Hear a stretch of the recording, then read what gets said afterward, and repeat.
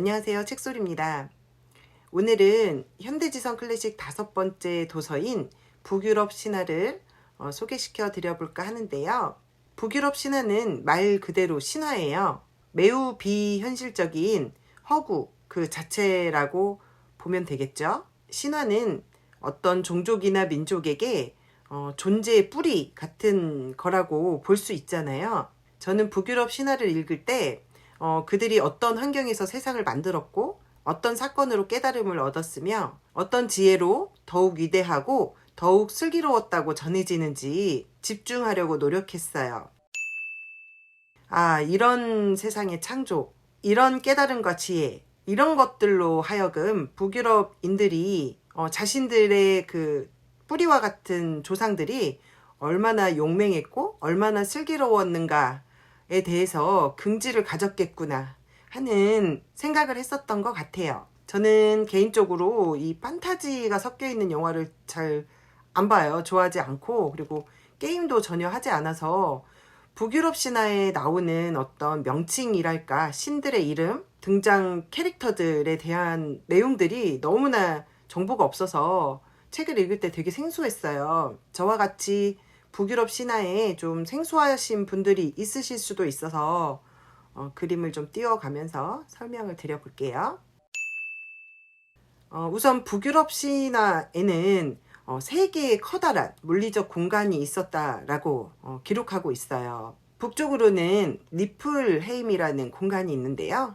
얼어붙은 강과 빙산, 그리고 사나운 바람으로 가득한 공간이에요.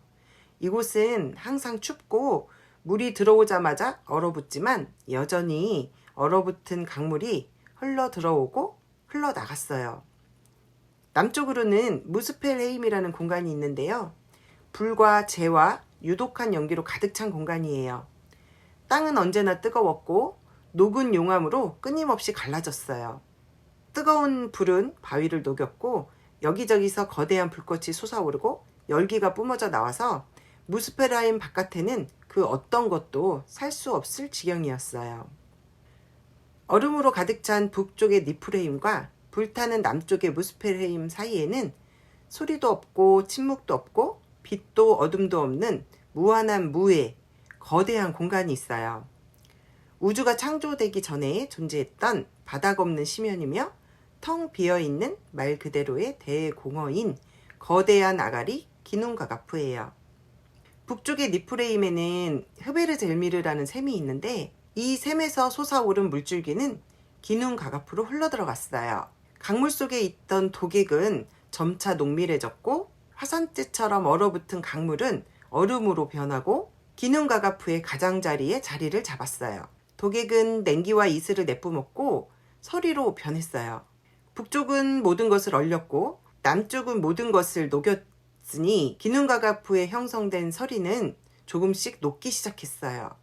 독을 품은 얼음이 녹으면서 서리거인 이미르가 탄생했고 얼음이 조금 더 녹자 암소 아우둠나가 탄생했어요.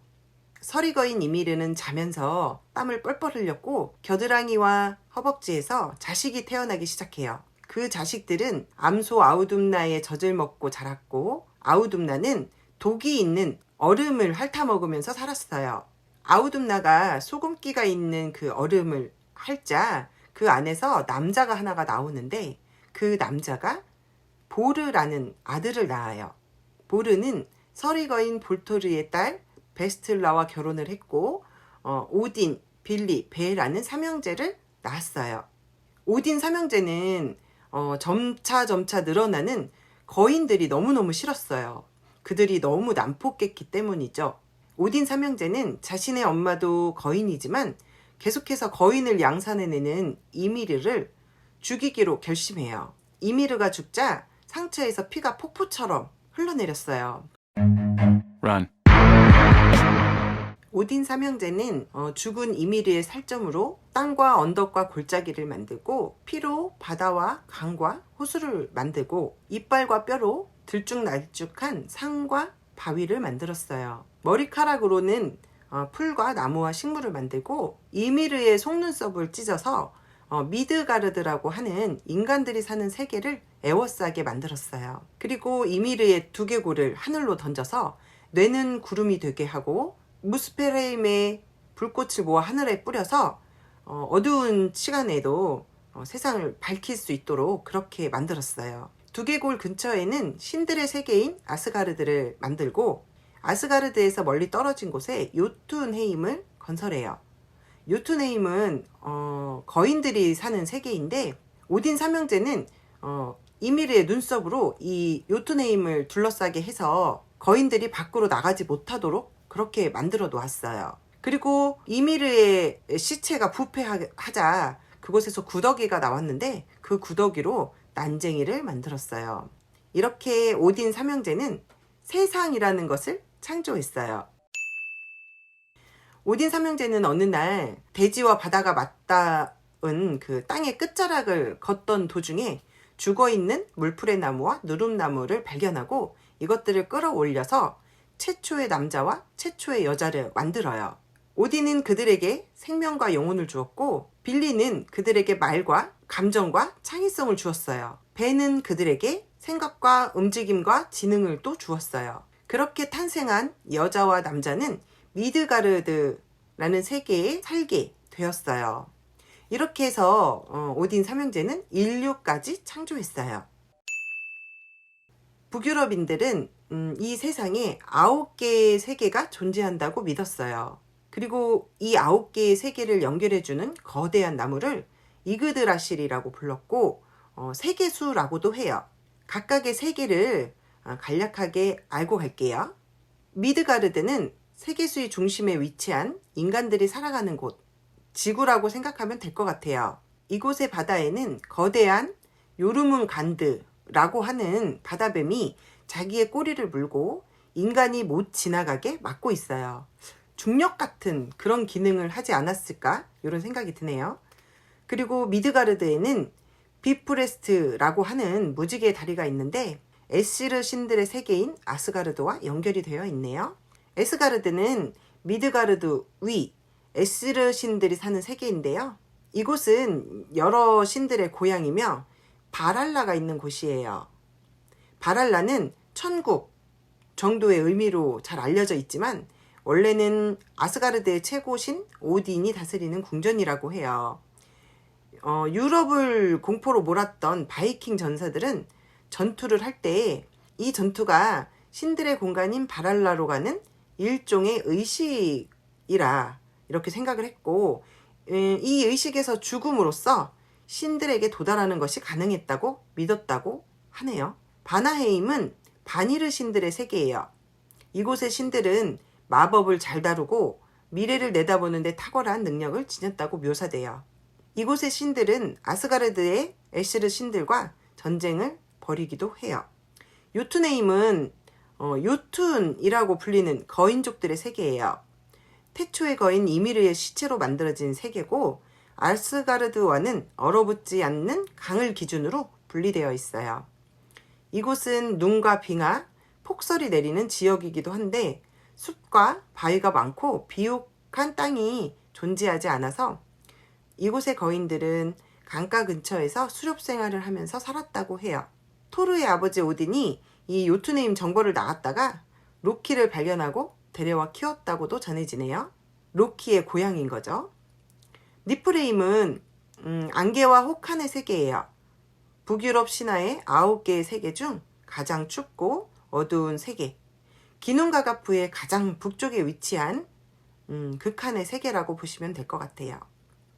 무스페레임은 화염의 세계예요. 북유럽 신화의 9개의 세계 중 가장 뜨겁고 붉은 세계이고 기눈가가프의 가장 남쪽에 존재하는 불타오르는 세계예요.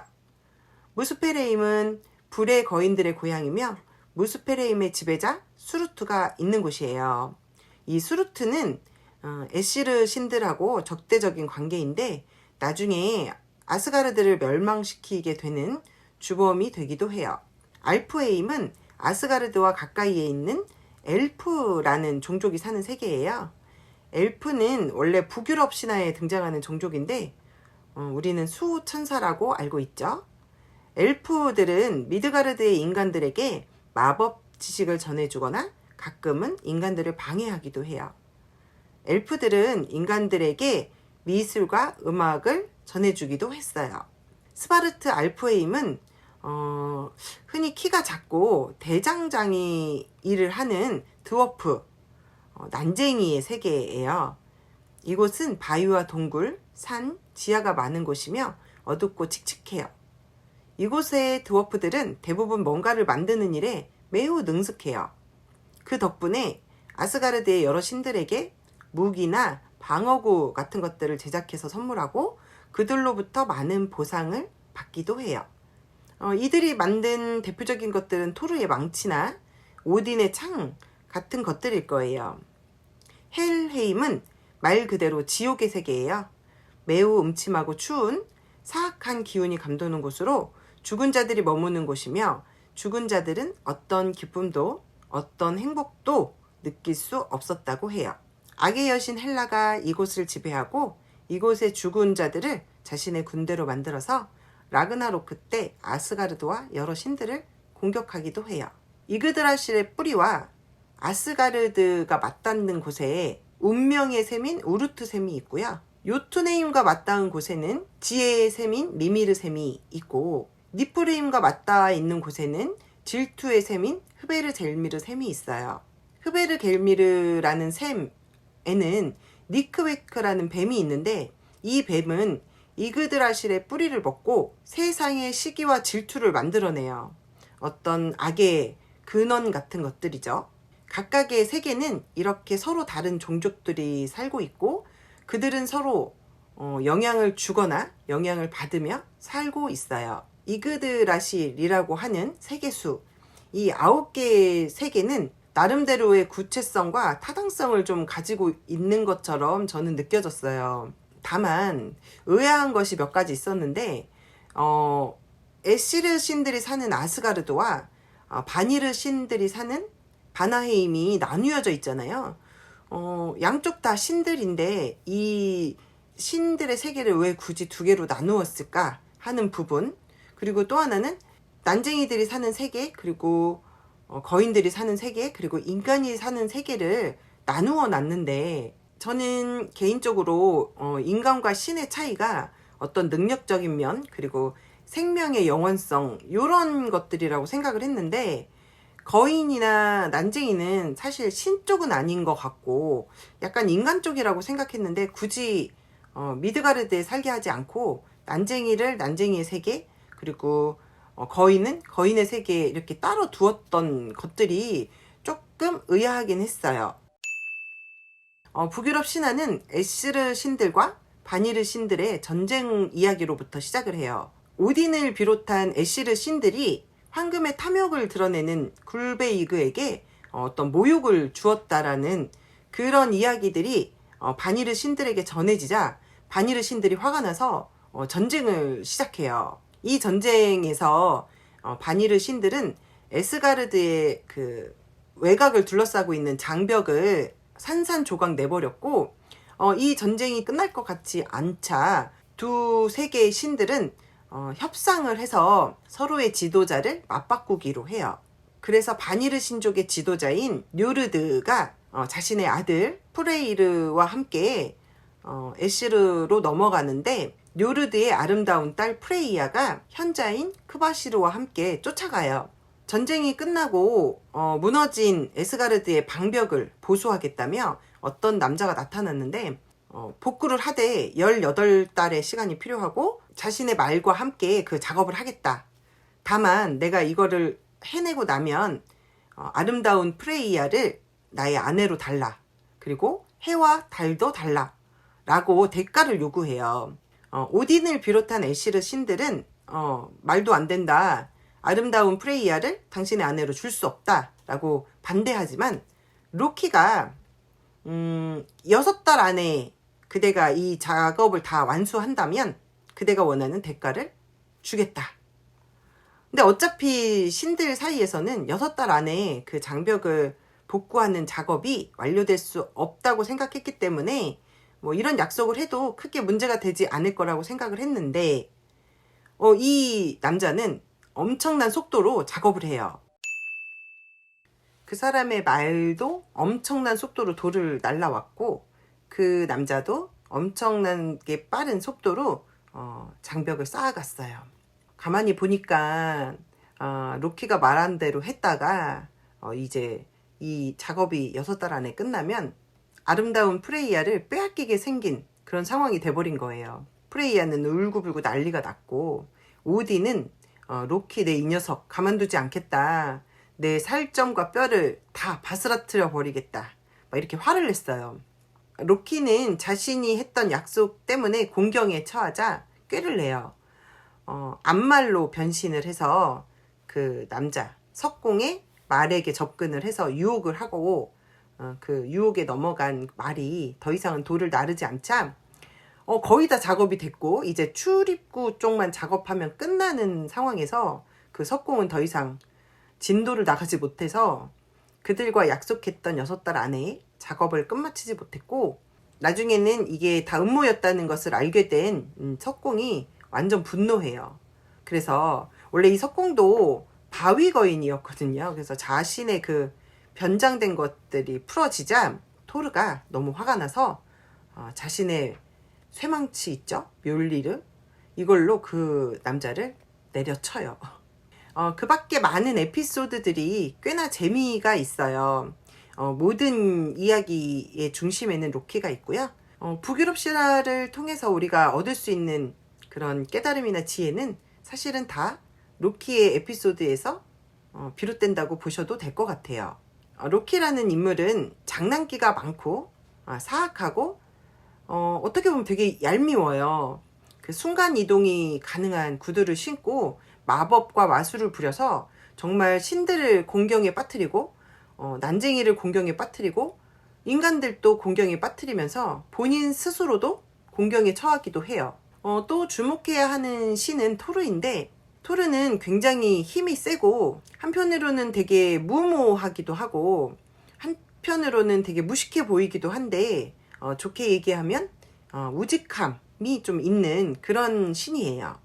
최고의 신인 오딘은 지혜를 갈망하는 그런 신이에요. 오딘은 지혜의 셈인 미미르 셈에 찾아가서 미미르에게 자신이 그 지혜를 얻고 싶어서 그 샘물을 좀 떠마시고 싶다라고 얘기를 하니까 미미르가 당신의 눈 한쪽 눈알을 나에게 준다면 샘물을 떠먹을 수 있도록 허락해 주겠다 라고 해서 오딘은 지혜를 너무나 갈망한 나머지 자신의 눈을 빼어줘요.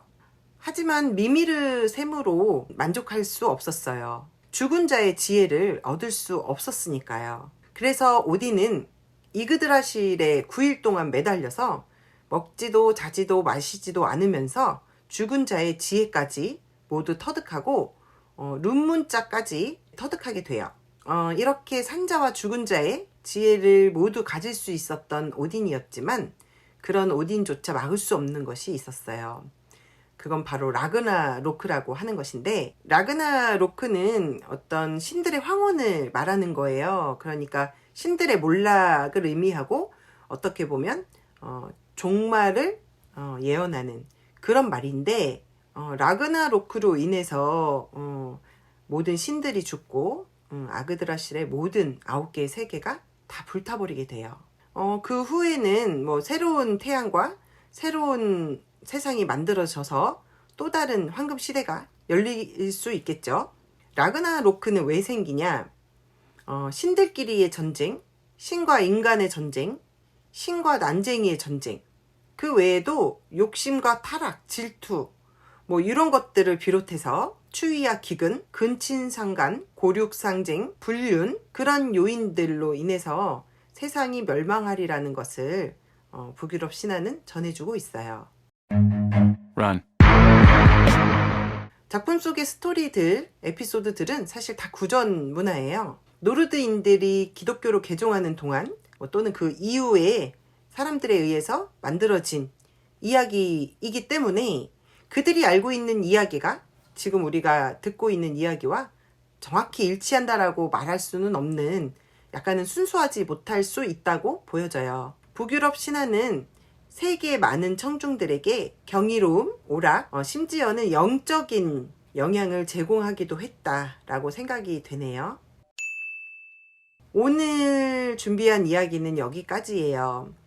각종 에피소드들이 너무 재미있거든요. 로키가 나오는 것들, 정말 꿀밤을 먹여주고 싶은 그런 로키를 책 속에서 직접 만나보시면 좋을 것 같아요. 저는 다음 책으로 또 찾아뵐게요.